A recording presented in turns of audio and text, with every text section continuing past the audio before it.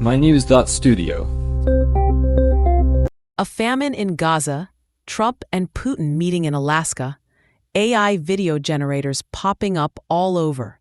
What's really behind these headlines? Today's date is August 29th, 2025. These are the big stories taking over this month. Where do you think we should start? Let's kick off with the Alaska summit. Trump and Putin face to face, talking Ukraine peace. Did anyone see that location coming? Alaska's a surprising choice. Do you think it's just about symbolism, geography, or maybe a bit of both? It's calculated. On one hand, it's neutral ground, but still U.S. territory. That sends a message. Serious talks, but under American oversight. Also, the timing matters. Russian forces built up near Dobropelia just before the summit, which raised the stakes. And yet, there wasn't a ceasefire agreed. Are ongoing negotiations still meaningful progress? It's not a breakthrough yet, but just having both parties return to talks keeps diplomatic options alive. Meanwhile, Zelensky and European leaders gathered in Washington, not Alaska, which is telling about where alliances stand. So 2 tracks of diplomacy happening at once. Let's switch gears to Gaza. The UN has officially declared famine there. That's a serious move. What pushed it over the edge? Over 500,000 people are facing starvation. It's not just about food, it's also a security crisis. Israel's cabinet just authorized a full takeover of Gaza City, which led to global protests and even a protest flotilla by families of Israeli hostages. How's Netanyahu responding to all this? He's under international pressure. With tension so high, he's indicated he's open to restarting ceasefire talks. There's no agreement yet, but it does mark a shift. The civilian toll keeps rising. Realistically, do you see the situation improving anytime soon? Not right now. With occupation plans and demonstrations colliding, it's unpredictable. Ceasefire talks are the only real hope, but for civilians and hostages, nothing is guaranteed. Let's head back to Washington.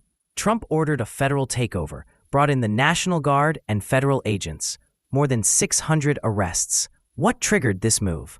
Political tension is up, especially around immigration. Some of those arrests directly targeted immigrants, which puts D.C.'s sanctuary city policies under scrutiny. There's fallout on other fronts too, like the closure of the Everglades Detention Center.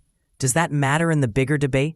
It does. A federal judge ordered the shutdown of what's been called Alligator Alcatraz for both environmental violations and illegal transfers. It's become a flashpoint for debates over government authority and civil rights.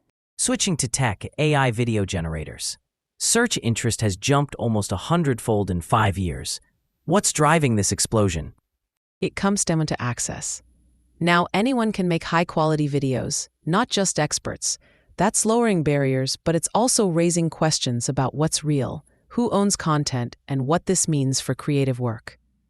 So, opening the door for more people, but are there risks? Absolutely. Deepfakes and misinformation are growing concerns, along with copyright. As the technology develops, regulation and public trust are going to be critical. Last topic, social media trends. You've seen This Is Your Sign too and the How Many Months challenge everywhere lately. Why are these catching on right now? It's about personal stories and relatability. People are mixing viral prompts with their own experiences, especially with back to school and the Emmy Awards coming up. There's a shift toward more authentic, less polished sharing. So is this a pushback against the rise of AI-generated content? Partly, yes. As content gets more automated, people seem to crave genuine stories, things that feel real online. We've covered international diplomacy, humanitarian crises, domestic politics, tech shifts, and cultural trends, all this month. What ties these stories together for you? It's the sense of uncertainty and adaptation. Leaders negotiating, societies protesting, technology changing how we create and connect. It's a lot to take in. Thanks for making sense of it. These are stories worth following closely. If you want more updates like these, keep an eye on new headlines, local stories, and your own tips.